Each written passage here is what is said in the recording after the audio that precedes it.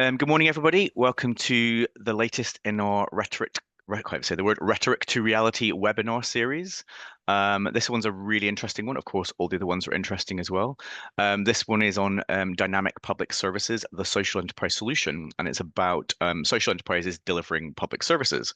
So firstly, there's a lot happening already. So I would say across Scotland, in every community, there are social enterprises, urban and rural Scotland, delivering really essential public services from healthcare to community transport and more. So it's worth bearing that in mind.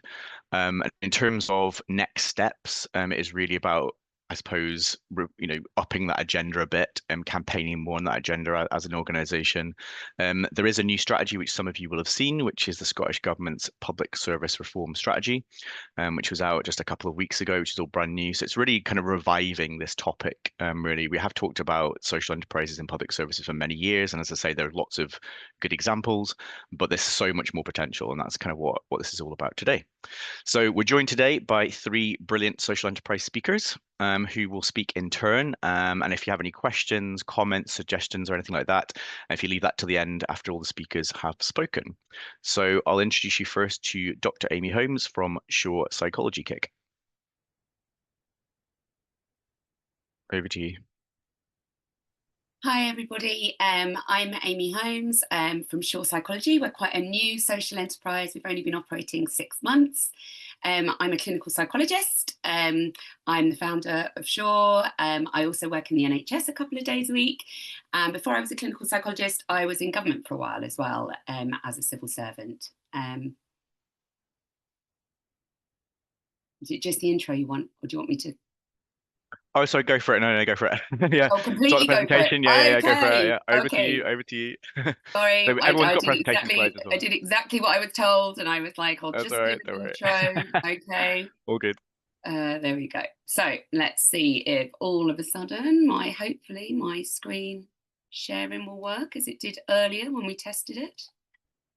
There we go. As you can tell, it's the first one of these I've done. Right, here we go.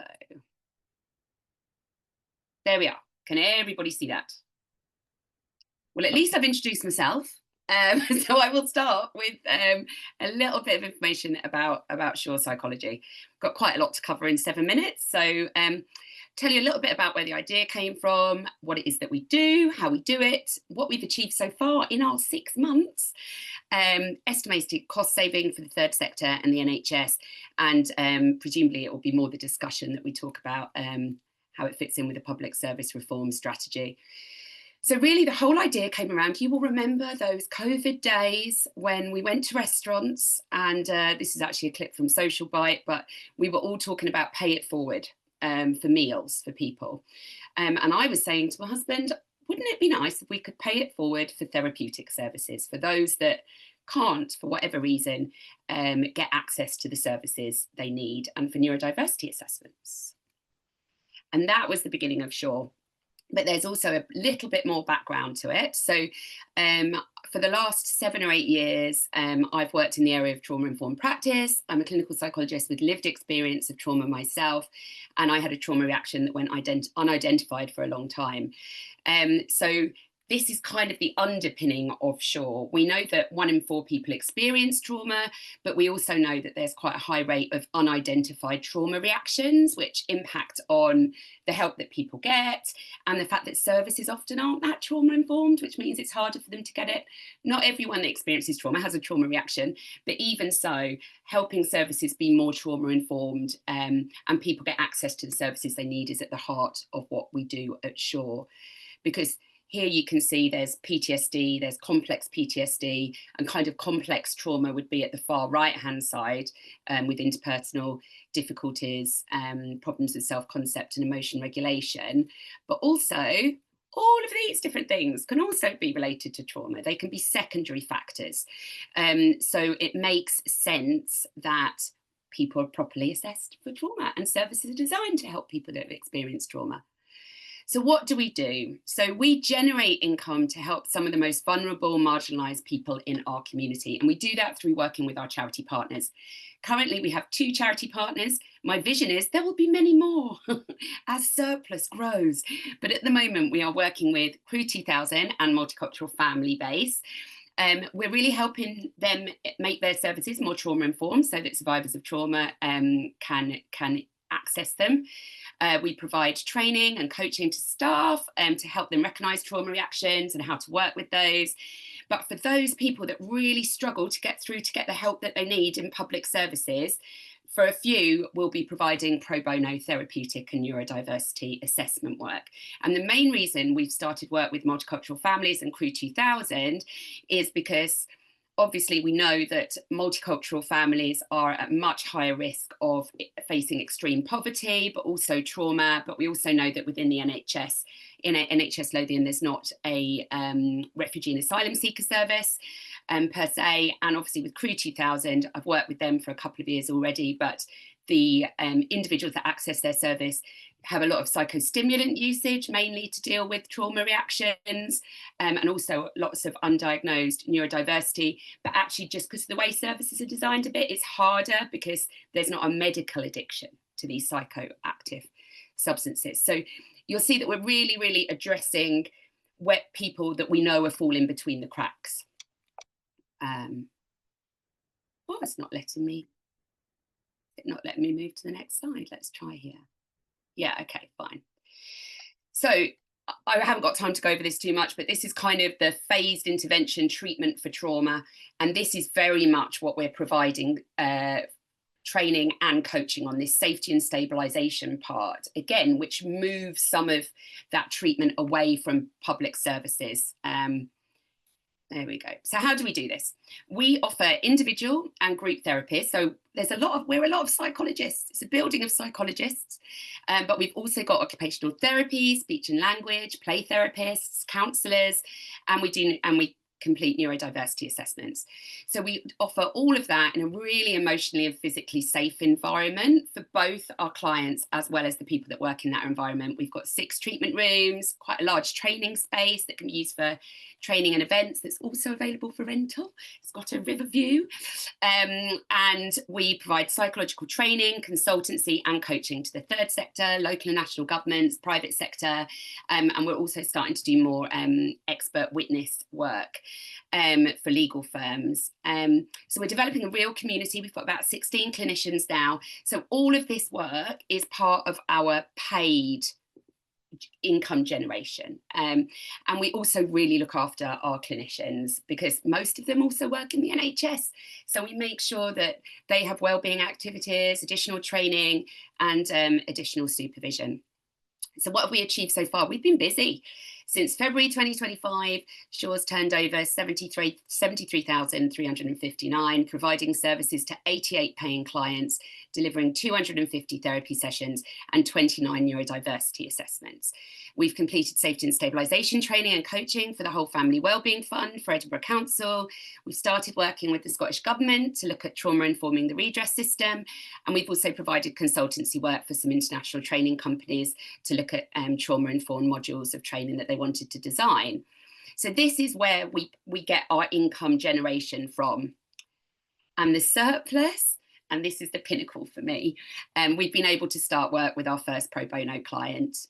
They've had an untreated trauma reaction for approximately 15 years, experienced multiple developmental traumas, complex PTSD on a background of undiagnosed neurodiversity. So really complex individual, well, not individual, but complex presentation, who really hasn't got the help that they've needed before now.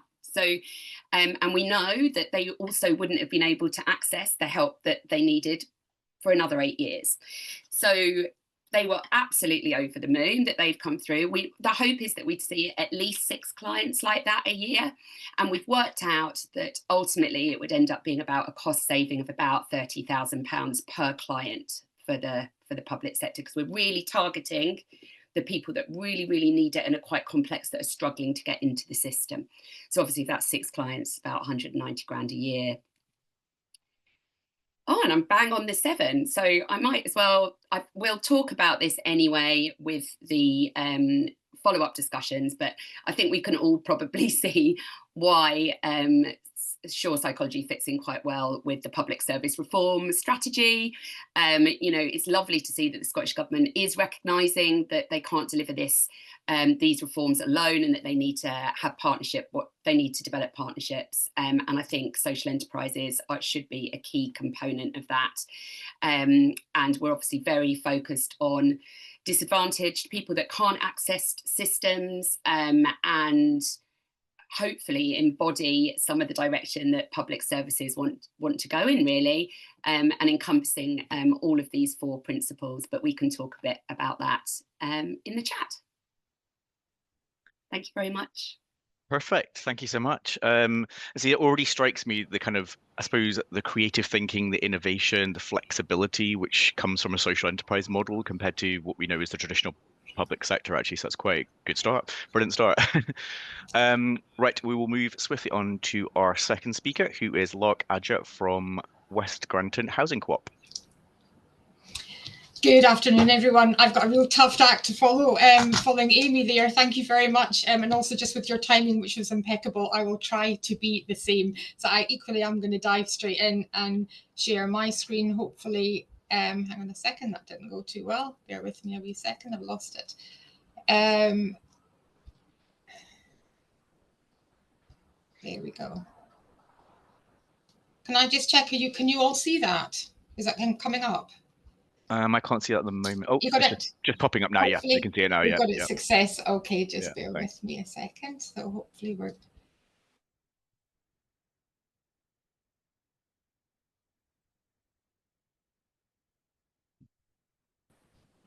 Okay, that's me for me.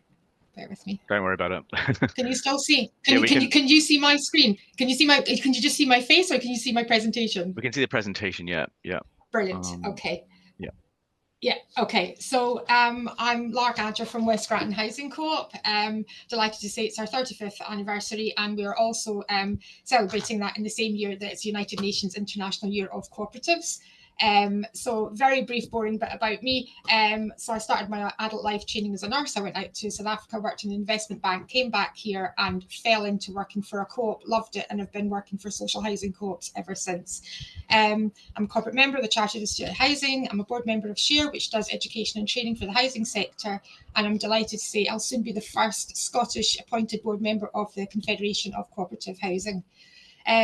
We are very small. We're community based. We have 372 properties split across 17 streets in North Edinburgh. We are community based, and we're not for profit, so all our surpluses are invested back into our co-op. The powerful message here today is obviously, I think a picture speaks 1,000 words in terms of an alternative for delivery for social housing. This is West Granton in the 1980s, and our tenants stayed there. And then through legislation,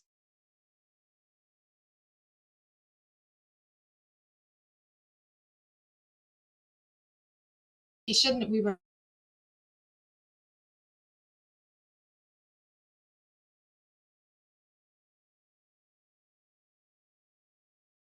to create a co-op, and this I think is an understatement, and I was quite with the co-op in the community over the years. Flats, 34 townhouses, and just rental income, which is our only source of income. So Scotland's housing emergency and the social housing co-op model, I brought the two together because I do believe, first of all, looking at what's been put out there by government, the Verity Agreement, deliver sustainable, person-centred public services. Housing emergency was declared last year, and I think all of us that work in this sector have seen this a long time coming. And then obviously what's been discussed today is the Scottish Public Services Reform Strategy, where Ivan McKee himself has said Scottish Government cannot deliver this alone, and we are committed to empowering people and communities, and I hope they do come through on that. So for me, change is needed at a national level to enable local delivery of housing community services. Why social housing co-op? Because it delivers. These are the 5 Ps that came out in response to the Christie Commission back in 2011. And a lot of writing on the screen here. I'm not going to read it all, but basically prevention, co-ops provide homes for life, and we do more work to sustain tenancies through the 7 co-op principles. Places, we have a flatter structure, so we are more flexible, we have efficient and effective decision making over larger organisations, and it allows us to basically adapt very quickly to the needs of our tenant members in the local community. Partnership, co-ops cooperate, end of, and we're very good at that. People, we are 100% tenant governed, and no one knows their community better than those that live in it. So engagement at the local level is much higher and more meaningful through this model. Performance, as a co-op, you're held more directly accountable to your tenants through the fact it is a democratic model. The evidence, very briefly, we're the first investor in excellence in Scotland, the first organisation, the first co-op in the UK. We were the first social landlord and housing co-op in Scotland last year from the former housing minister, who basically applauded us for our domestic abuse policy and all the assistance to tenants, which is well ahead of the Ask and Act in the new housing bill coming up. We're the first social landlord and housing co-op in Scotland to partnership work with the Royal Bank of Scotland to deliver cost of living foundation workshops to our tenants. We have to perform, we're a regulated sector, so we have to perform to the Scottish Social Housing Charter. I'm not going to read all of these, but basically I'm going to highlight this as our survey results that we had this year. We have to do one every 3 years. We interview 200 tenants face-to-face, and we use an independent company to do that. And basically, these are our results here. So out of 163 social landlords in the country, there's 7 social housing co-ops, the rest are housing associations and local authorities. So basically, when we're asking tenants how satisfied are you with us overall as a landlord, we're 98%. How good or poor do you feel we are at informing you and your about services and decisions? We're 100%. Value for money for your rent for the service you provide is 99%. This is an article that was in the Edinburgh Evening News. We work very, very closely with a local charity who are incredible, called Midnight and Beyond. We have a lot of organised crime groups in the area who are very good at recruiting young people. So since we've been working with Midnight and Beyond, again, they're incredible. They operate between 8 at night and 3 in the morning when all the youths are basically going to be out committing crime. They take them out of the area. Since they've been involved in our area, crime have decreased in Granton by 82% in the last year, and employment for 14 to 26-year-olds increased by more than 50%. We're the first social housing co-op to give every new tenant £50 credit on their gas and electric meter to help them with start-up costs. And last year, we spent this amount of money helping out our tenants with the cost of living crisis. Again, call for more social housing co-ops reform needed? Yes. Very briefly, 6 years ago, Jan Lamont basically was in Parliament. I was at that debate, and she was asking, how can we promote and advocate for the housing co-op model more effectively and see, as a consequence, an increase in the number of co-ops across Scotland? We're basically down the line here and still nothing. At that point, the former Cabinet Secretary responded that the housing cooperative model has remained relatively small in Scotland because they have a strong tradition of community-controlled associations. Not anymore, I would say. And given the significant tenant involvement in housing associations in Scotland, there has not been the demand by tenants to grow the cooperative housing model. I'm going to disagree on all of those points because I think education, training and skills development is absolutely critical. The amount of people who don't know what a co-op is. So I think at a national and local level, including schools, I think we need to start sending that message out. There's no land to build in a lot of the cities in Scotland. So one of the things I see quite often is a lot of council stock which is not up to lettable standard. Could it be transferred to a social housing co-op? We get grant funding, refurb it, and we grow it from there. Available land, possible land reform. Could social landlords in general just not get a first refusal before going on the open market? Regulation, the current regulatory framework that we work to, I don't think is appropriate for a 100% tenant-governed body. A setting up of a national agency or body for all co-ops, I think, is critical. We're trying to grow co-ops, but if you don't know the needs and challenges of your existing co-ops, how on earth can you look to support growth in new co-ops in the sector? And finally, financial products. And ask for me more lean on lenders to lend. Maybe there could be a bit of push from Scottish Government for social and ethical responsibility being pushed onto lenders to contribute and support community wellbeing. I don't know what my timing is, and I do apologise if I've overrun, but thank you. No, all good time. Yeah, and I think in terms of housing cooperatives in general, I think there's just so much potential there. As you said, there's not many compared to the number of housing associations. So I think there's huge potential there if we get the right policy and investment in place, I think, as well. So I think it's one of those kind of hidden gems, I think, in a way, in terms of housing cooperatives. So I'm a personal big fan. I probably shouldn't have favorites, but I do like housing co-ops a lot. Brilliant. So we'll move on to our third and final speaker, who is Drew Smart from Glenfarg Community Transport Group. Hi there. Drew. Good. You're going to do my slides for me. I'm not techie enough to share them. So. All good. First slide is basically that's who we are, Glenfarg Community Transport Group. We're a registered Scottish charity and we're a not-for-profit organisation. Next slide. This is where we are. This is back one. No, could you go back? Back. That one, yeah. Yeah, that's basically Glenfarg. We're 10 miles south of Perth. We're in a very rural area. We're 500 feet up in the Ochil Hills. And although we're fairly remote, just 2 seconds off that picture, we're right beside the M90 motorway, which we don't actually have access to. Yes, a rural village. Next slide, please. And this is basically what we do. We operate 2 bus services, the 55 bus service between Kinross and Perth via Glenfarg, and the second bus service is between Kinross and Tillicoultry, the 23 bus service. We actually link these so you can go all the way through from Tillicoultry to Perth on one bus without getting off. All we do is change the route number, and the reason for that is bureaucratic. We wouldn't be able to operate a bus service, that one bus service that length, but we're allowed to operate 2 bus services. So we're centred in Kinross, but our buses are all located in Glenfarg. Next slide, please.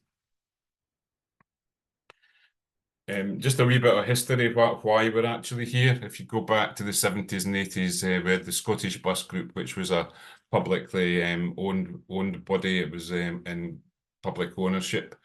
And then in the 80s, we had deregulation when the bus services became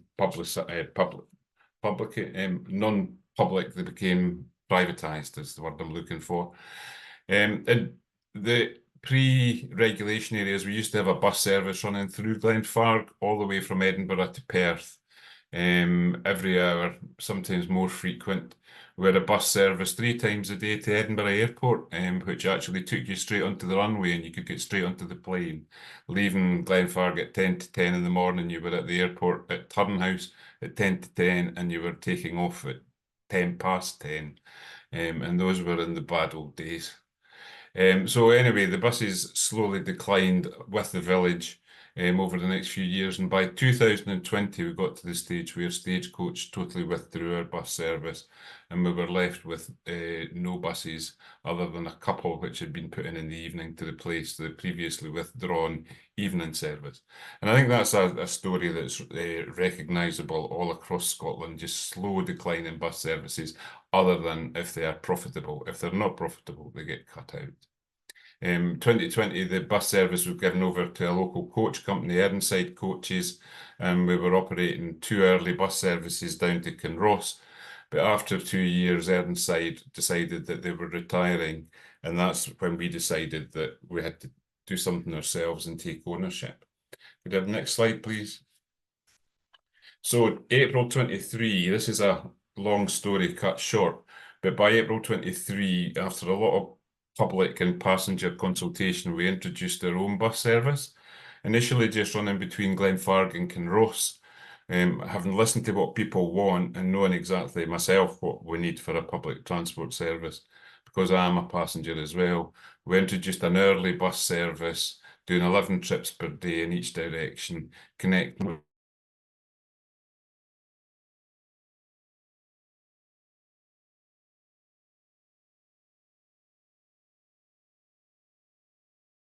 Kinross and Perth through Glenfarg. And because the service was quite successful in September 2024, we were asked by another community council quite close by to get involved with them because their bus service, the 202, was failing, and the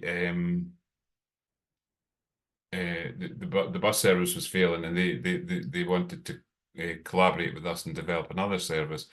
So that's when the 23 was introduced, and in January 2025 we extended that further to go down to the Stirling Mills Outlet Centre. Next slide, please. So how are we doing? Well, when we started way back in April 2023, which seems like years ago, but it was only a couple of years ago, we were carrying 120 passengers a week in our first few weeks, and that was actually up on the numbers that had been carried by the previous provider. By June 2023, we'd hit our target of hitting 250 passengers per week. And by December 23, we had 500 passengers per week. On increasing the journey up to Perth, it increased to 800 passengers. And then by June of last year, we were up to 1,000. And by the time we took over the 23, we were doing 1,100 passenger journeys a week. Fairly rapidly increased with the extension, and by last week we were carrying 1,800 passenger journeys. Some weeks it can go up to 2,000 if there are events on, but an average of 1,800 passenger journeys, roughly split between 1,200 on the 55 and 600 on the 23. We've also been able to demonstrate what's called modal shift, and the people in the area who were previously totally reliant on cars have been able to get rid of a second car, reduce their car usage. Some people have not had to buy cars. And more importantly, we've managed to get members of the community staying here, because we had quite a bit of drift of people out of the village when they got older and then they couldn't drive, lost their license for some reason, or they then moved out. Now, because we've got the bus, people are able to stay, and that's been a big benefit. And it's all down to our policy of having increased frequency, low cost, increasing our punctuality and reliability. Next slide, please. But I think the biggest piece of good advice that we're given in the start, that community transport's not about buses and it's not about number, it's all about people. And basically we listened to what people were telling us. And we've had feedback from lots of people that the bus service has changed their life. It's decreased socialization without the bus service. I was stuck in my own house. People have told us about how it helped their mental well-being, and we do have a regular cohort of passengers who use the bus as a form of therapy, and they just go out and ride round and round on the bus. Speaking to people, it's a very, very social bus. It's very chatty, very noisy. And it's a really quite a good experience for people. Next slide, please. And it's not just for our passengers or drivers as well. We now have a cohort of about 25 paid drivers and volunteer drivers. And I think we would all say that it helps our mental well-being, it helps with social inclusion, it helps with economics. All these people are getting money, which is getting ploughed back into the community. So it's a win-win situation for us from that point of view. Next slide, please. We encourage feedback. We encourage people to tell us what they think. And we get regularly, mostly positive feedback. But we do get occasional negative stuff. And we find that quite important as well, because we can learn from it and make changes where necessary. So we're keen to have positive and negative feedback. Very prominent social media presence, so people do engage. And I have to say that they're a lot more forgiving of us than they would be of one of the bigger companies, because we suffer the same sort of problems that Stagecoach have with the impact on services by stuff out with our control.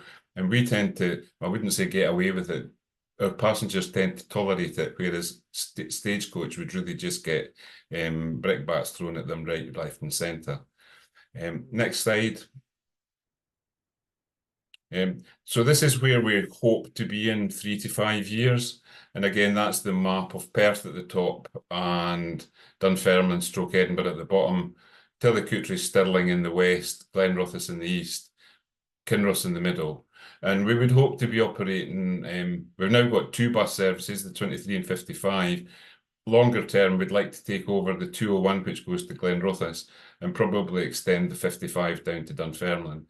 The linchpin's Kinross, where there's a parking ride, and there are probably about 10 buses in each direction there, and we can connect from Glenfarg or from Crooked Devon through the parking ride with Edinburgh, the airport, Dundee, Aberdeen, St Andrews. We have 1 bus a day from the parking ride, which goes to Portree, 1 to Fort William. We can connect with Glasgow. It's very much a connectable and interchangeable system. And we've also got plans to introduce this sort of donut type thing around Kinross, where we will have the remote and rural areas we'll have a demand responsive system for them. Next slide, please. And this is what we're doing at the moment. We're operating 2 4-month pilots. One's the 203 DDRT. DDRT stands for Digital Demand Responsive Transport. So with an app on your phone, you can book the bus and arrange transport to link into these other services. It's operated by a group called the Routing Company, and it's called the Pingo app, which allows you to do this booking. It's really quite complicated, which is why we've set that up as a pilot, because we really want to make sure that it does work, and we want to use the information we get from the pilot to design our next part of the service. And the next slide. The next one was the other pilot that we're operating is the 55B Kinross to Perth bus in the evenings on Fridays and Saturdays, just to see if there's any demand for transport in the evenings. And I think we already know what the answer to that is. And we'll be providing the last bus from Perth will be at 11:10 at night, and the last bus from Kinross up to Glenfarg will be at 20 to midnight. And these will link with the Ember and CityLink buses coming through the parking right. So you'll be able to go to a show in Edinburgh, come back and get the bus and get back to Glenfarg. And if that works, we'll try to make a case for rolling out across the patch. Next slide. So this is basically our fleet at the moment. We had our AGM the other day, and basically what it says on the tin, we're a community transport group.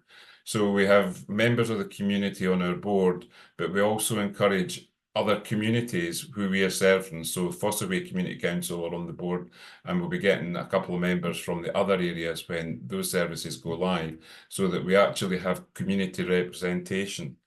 And we may not be publicly owned, but we're certainly publicly led, and we have a good input into the services we provide and whatever.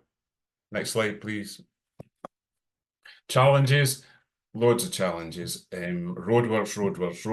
There are roadworks every day which impact on our timetable. I've had a Glen closure for 8 weeks, which totally stuffed our service, but we were managing to keep going, and we've got the same again in August. Maintenance, all our buses have to be maintained to very high standards. They have to be checked regularly. Every 6 weeks they have to go off. So with our fleet, our first bus, we realised we don't need one bus, we need 2, because it has to keep going to get maintained. We're heavily regulated, not as heavily regulated as the big boys.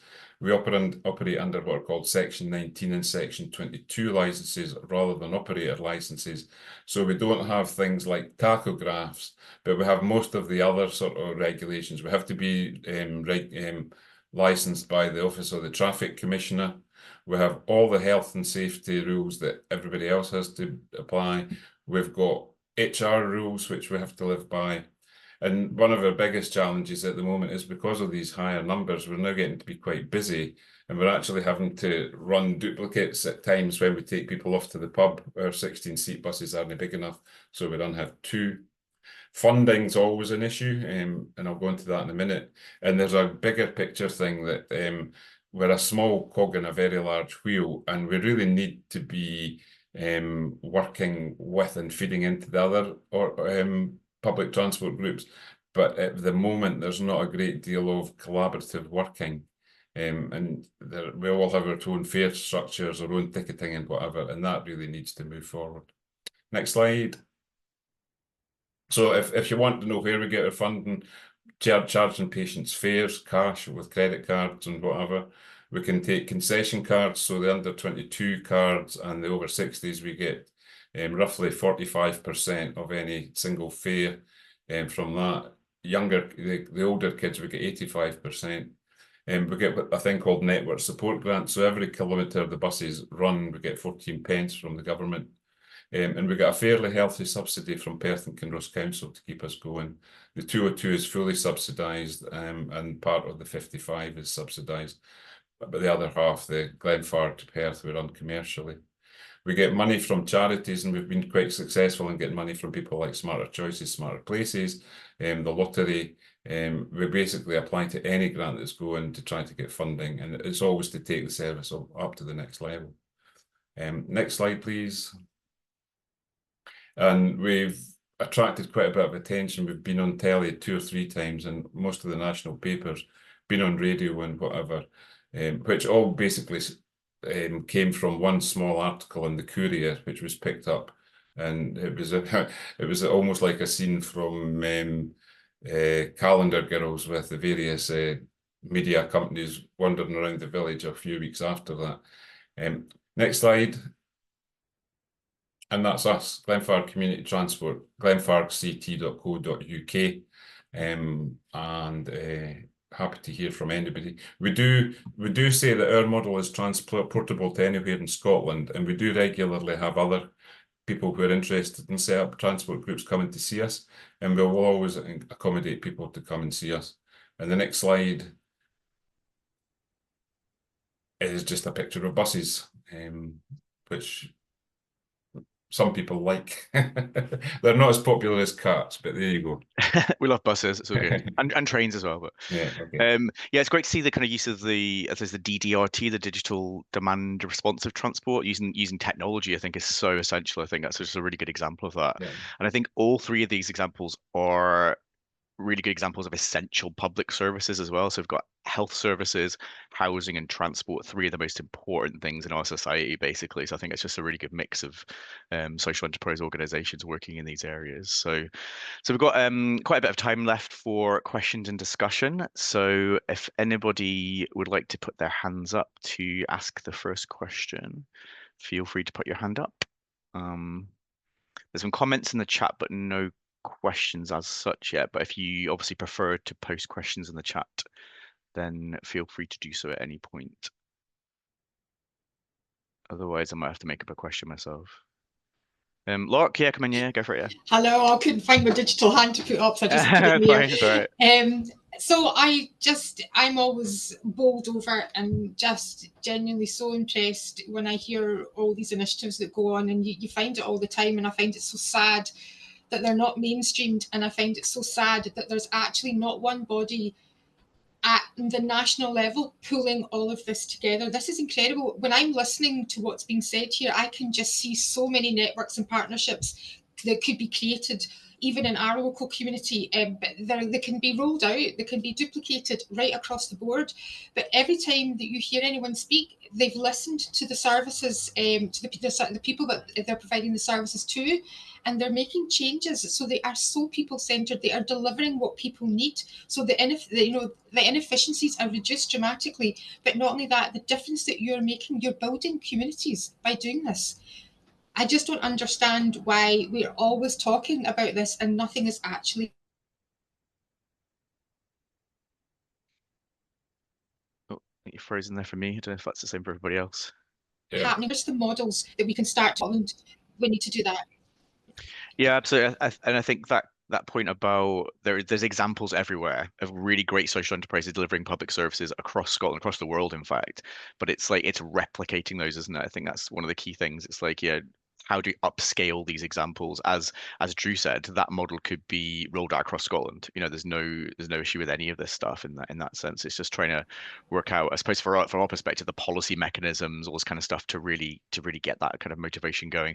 So hopefully the new Scottish Government public services strategy will catalyze a lot of this, despite the fact it doesn't really mention social enterprise in it that much directly, but there is a kind of indirect mention of that. So it's a job for us to really drive that forward. Certainly, yeah. But very good point. Yeah.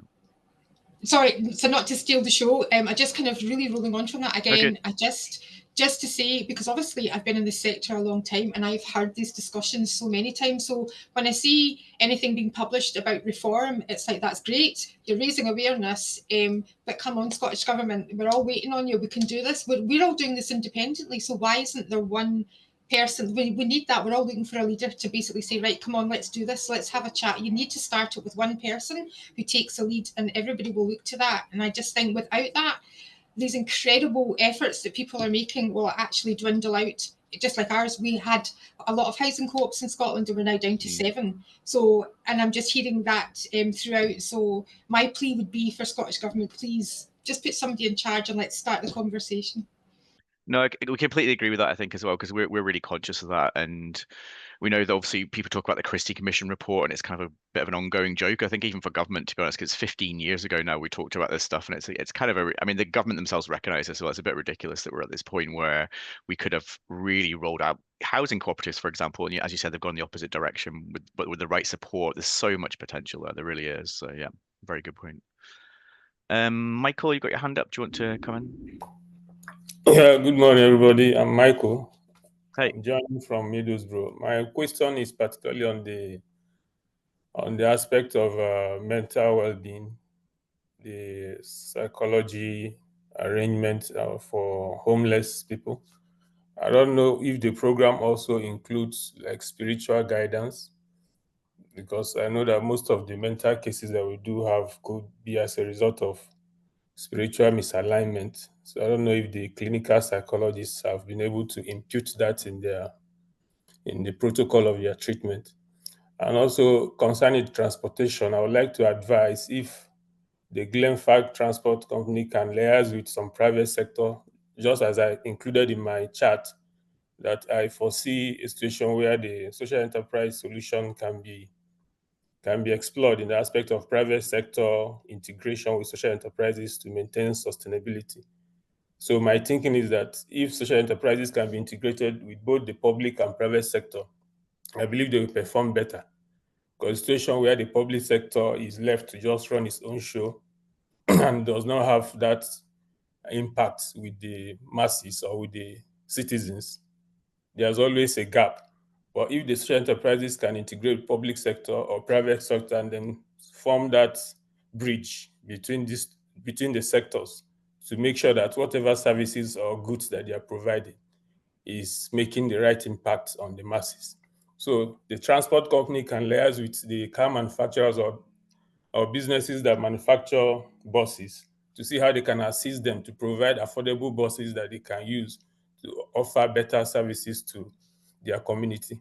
So that's just my suggestion. Thank No, you. that's all good. Yeah, thank you. So Amy, do you want to pick up on those points, I suppose, around homelessness and also, I suppose, the spiritual aspects to the service, and Drew, just around, I suppose, the private sector relationship in terms of transport, maybe in kind of integration or the relationship really, if that's okay.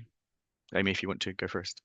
Yeah, sure. I mean, I think any form of psychological therapy, if you have access to it, if you are spiritual, you have certain beliefs, that would be taken into account in a formulation and the treatment that you were given, and it would be prioritized. So it's certainly something that we would consider when we were working with somebody.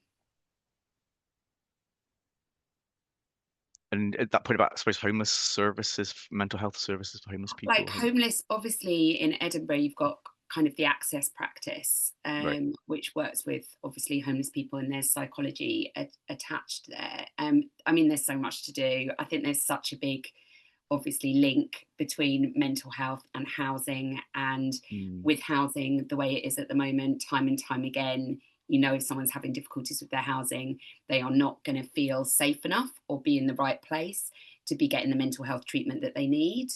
So I think housing has to be a massive priority.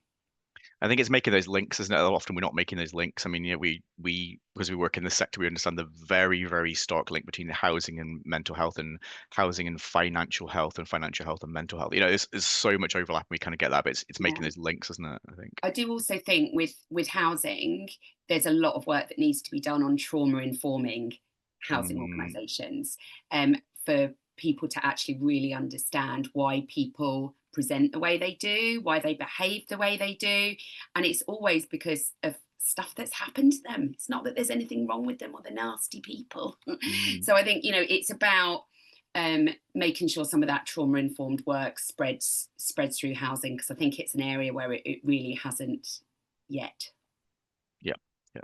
And Drew, if you want to pick up at the point of, I suppose, around relationship with the public sector, integration with these kind of services, I don't know if you've got any particular thoughts on that. Well, it's basically a tale of two extremes, in that in some ways we work very well together and support and help and are there for each other's, to watch each other's backs, but then at other times it's just mind-bogglingly awful.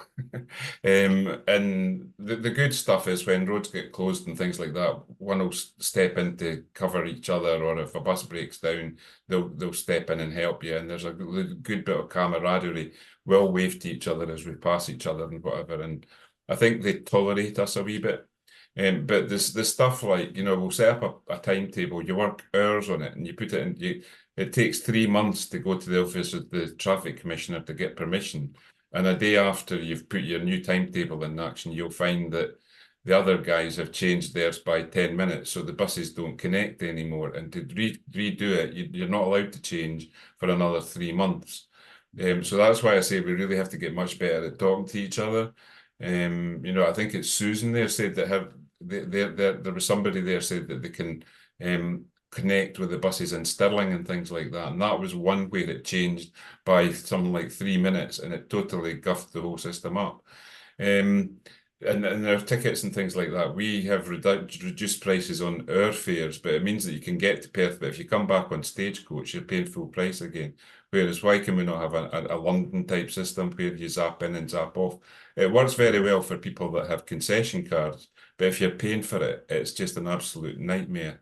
And we're as guilty as anybody else. I'm not pointing my finger at the big companies and saying that they are totally guilty. We're just as I wouldn't say just as bad, but we're guilty of the same sort of things. And it really needs to be. And it's not as if there's nobody trying to do this. There are lots of various committees and people trying to sort this all out. But it just. And I think the big hope is that the Traffic Act of 2018 will allow sort of some greater direction by the local councils and by the government. And I think we're already seeing that. And what we're hoping is that we can set ourselves up as an example of a community-led, public-led example of how to do it, rather than go for full nationalisation and bringing it back into ownership. Yeah, I think that's a good point as well around the kind of like alternative models, and that's just not just going back to what was there before, which didn't necessarily work, but let's look at other models. But I think that point about integrated transport, there's been a lot of policy talk about that for many years. I think about basically an Oyster card for Scotland, where you can have one card for public transport. Absolutely. And I know that it's complicated, but there hasn't been much progress in that area, I don't think, has there, in general. So just looking at the chat, there's something from Susan around governments, basically both governments, having a duty to spend with social enterprises before spending public funds with private businesses. Some people call this corporate socialism. It's a phrase to use where taxpayers like us subsidize private sector businesses, which is not talked about enough probably. So I don't know if any of our speakers have got any particular thoughts on that point around, I suppose, public expenditure on private businesses as opposed to third sector and social enterprise. Yes. Yeah, go for it. I mean, that's the whole premise of what the new model that we've created at Shore, obviously, because there's so much money that's being spent in the private sector on mental health with people that can't access the treatment that they need.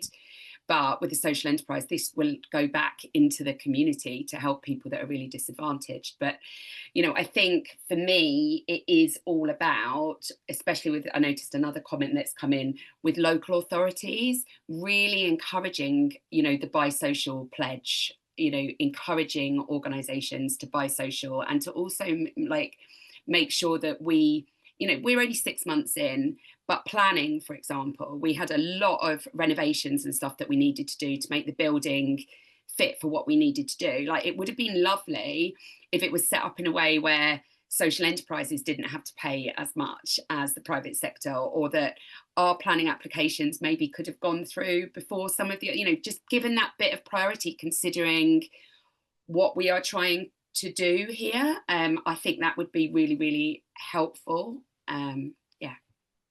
So there is a second point, as you kind of alluded to, which is from Christine around, I suppose, just sustainability and short-term funding for third sector organisations. Also, it's all related, I suppose.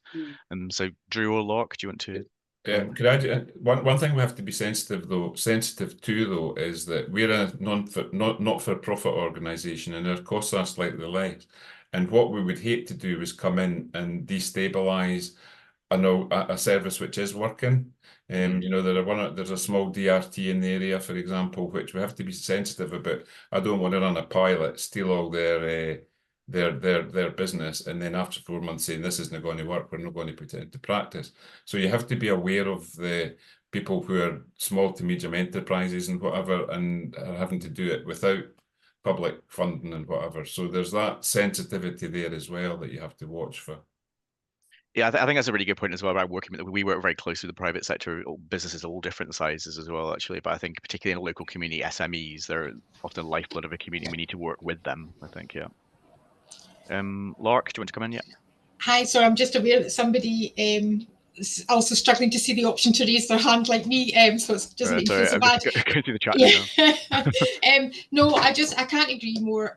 I think there's a whole issue to do with ring funding with Scottish Government, and I think we have to be very, very careful about the whole private sector. I kind of want to veer away from that. I think just our ethos is really not within that model, because we're all not for profit and we're all about feeding back our surplus back into our organisations, and I don't see where the support is for that. And I think it's so sad when I hear about third sector and the issues that they have.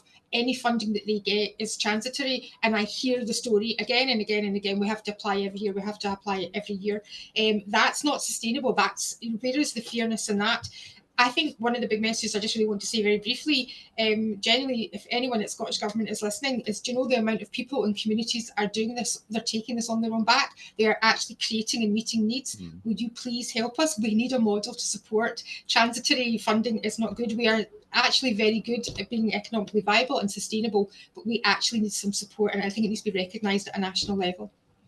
Yeah, and I think that point, I suppose the point you just made and the point in the chat as well is around, I suppose it's business support effectively, and lack of integration of business support as well, and what's there and what's not there. I think that's a really important point. So it's not just about obviously funding, and which is a big issue, but it's also about the business support available. I mean, absolutely. I suppose there's various things there at the moment. So in terms of, social enterprises, that broadest sense, there is Just Enterprise, which is a specialist business support for social enterprises, and there has been Cooperative Development Scotland. I'm aware, obviously, the issues around Cooperative Development Scotland which is public within Scottish Enterprise, and there's lots of bits and pieces out there. There's obviously the support we offer, the support Cooperatives UK offers, and there's a lot of bits and pieces out there, but maybe it's not coordinated very well, and maybe we need to re-examine that. I suppose just to say, there is an emerging policy agenda here as well around what's known as IDBM models as well. So that's bringing together social enterprises and cooperatives, which are not necessarily all social enterprises, alongside employee-owned businesses and community development trusts as well. So just bringing those together a bit more. So around all that conversation's been a report around this as well, obviously. Around all that, there'll probably be reviews of business support, for example, in terms of better integration. So there is kind of progress being made, but I think I'd totally take that on board. I think that's a very good point. Has anybody else got any, either our speakers or attendees got any points on business support and lack of business support or improvements, that kind of thing, or indeed investment and funding, if you want to? Yeah, go for it. Yeah, go for it. Sorry, no, Duncan. All good. I'm just very keen. Again, I've learned today again from Shore, from Glenfarg, just incredible. But next steps, because I think we're all looking. I think all of us are looking for next steps. We're all hungry for that. Could I just add on that actually being able to get loans and whatever as a social enterprise is really difficult. If I want to buy a car, I go along to the garage and I'll know within half an hour if my PCP application's been approved or whatever. It takes us months and months and months to go through the process of applying for funding for a bus. And now that we're 3 years in, there is money there. When we started, there isn't, because we had no record. And we do have accounts and whatever now, so people do consider us, but it's very, very tortuous and complicated. Which, when I say that next year I want to have those services, I have to really start planning now to get buses for 2 years' time almost. Especially in the early stages. It's absolutely. I've been amazed at how little out there is for social enterprise setups. It's difficult. I just wanted to say, in relation, I put it in the comments, but in relation to what Larke was saying, it kept auto-correcting to large. So I'm sorry about that, Larke. That was not what I was typing. I was typing Larke. I'm just saying that obviously the First Minister was quoted in the Public Services Reform Strategy saying there isn't a problem in Scotland that Scotland can't pull together and solve itself. But just to support what Larke was saying, saying, yes, that's great, look at all these amazing ideas and the passion behind them. You know, everyone's really going for it, but we need somebody to coordinate some of this. And I think Social Enterprise Scotland can play a key part in that, but it would be nice if someone at government level. Yeah. Yeah. No, absolutely. And we're working together with obviously our usual partners in the social enterprise sector, but also we're working quite closely with Cooperatives UK and Employee Ownership Association, all the different, related bodies kind of thing. So we get that it's a bit complicated sometimes in terms of accessing support and knowing where to go for various bits of information, etc. So Andy's just posted a poll about the webinar. So we have to gather views on each webinar to feedback, well, firstly for our internal processes, but also to feedback to colleagues as well, just around, how useful you find the webinar. So just fill that in if you can. It'll just take you a few seconds to do that, but if everybody here could fill that in, that'd be really great. Just looking at chat, sorry, it's Zim Scott. I think it's Heather, because you've been on the calls before. Sorry, you couldn't put your hand up, but if you'd like to come in and ask a question, please feel free. Yeah, I can't see the reaction option. Oh, it's fine. Don't worry. You can, go for it. Yeah, I have a contribution and also a question. Yeah. I think from the evidence we have here from all the speakers that have spoken today, it looks like social enterprises are already delivering vital services where the public sector struggles. What I really wanted to say is that requires investment, procurement, reform, localized commissioning models that prioritize social value over cost. And also not just to see social enterprise as add-ons, but as equal partners in delivering services and policies. There is a question I have, I think that was for the Shore Psychology. Okay, so I'm Heather from Zim's Court, and I represent more of marginalized communities. And I'm curious to know how successful Shore Psychology has been in reaching out to marginalized communities, because I represent communities that are starved of information and don't have easy access to some of the services you mentioned. Especially those who are often left out, overlooked, or starved culturally relevant mental health. What approaches have worked best in reaching out to them, and what challenges still persist? Have you been able to reach out to them? That was just what I was curious about. So obviously one of our main partners is Multicultural Family Base. So all of the work that we do at the moment, we are doing specifically with our charities, because that's the model. And we will take further charities on. But for the first 6 months, we've obviously been focusing on opening up, getting in the building and getting the startup funds that we need. We're just getting going. And I've got some really exciting ideas about, there's some brilliant stuff that's going on in England about, I think it was a cup of char and a chat. Maybe it was in the Sikh communities, but where psychologists can go out and there's interpreters there and you can explain about different parts of, like, information sessions, mental health, neurodiversity. Like, I'd really like us to get into doing some of that, because I really think it improves our reach. Like, I don't want us solely working with in-need individuals. So maybe there'll be some partnership working at some point we could do. Great. But we need some more. We need a bit more surplus first, but we're getting there. We're working hard. So it's just 1 o'clock now, but Larke and Drew, do you want to come in on that point, just around the hardest to reach communities and maybe what you're doing around those areas or what you'd like to do? It'd be just good to make that point. I think for us, it's things like people with mobility issues, people in wheelchairs and whatever, actually getting buses which are suitable for that community to use is really, really expensive. So whereas you can probably get a second-hand minibus for maybe £15,000 or £20,000, the buses that we're looking at are £131,000, and that's for a diesel bus. If we want the same bus but electric, it's £250,000. So you can see that it would take a lot of £1 or £2 fares to pay for one of these buses. So, but we've done quite well in that we have managed to fundraise and get these buses and make the justification, because the stories that you get back from people when they can actually use an ordinary bus in a wheelchair or with a walking aid to get out and about, rather than having to go with something that's specifically designed for disabled people. It's really quite encouraging. So it's that sort of thing. Any other communities that we struggle to access? I don't think so. I think that it's just encouraging. Once people have used the bus once, they usually find that it's relatively easy, and they become converts, and they come along regularly. Great. And Larke, do you want to talk about that point at all yet? Thank you, Duncan. So very briefly, my answer is twofold. First of all, we are in Edinburgh. We are part of the Common Housing Register, and at the last count, I think we've got 26,000 people registered on that list. I think there needs to be work done on that list in terms of people who have priority, who are not bidding, and various lots of work reaching those people and having those conversations. So in terms of accessibility, we're out there. We just don't have the demand to meet that supply. We'd be happy to have a discussion with anyone.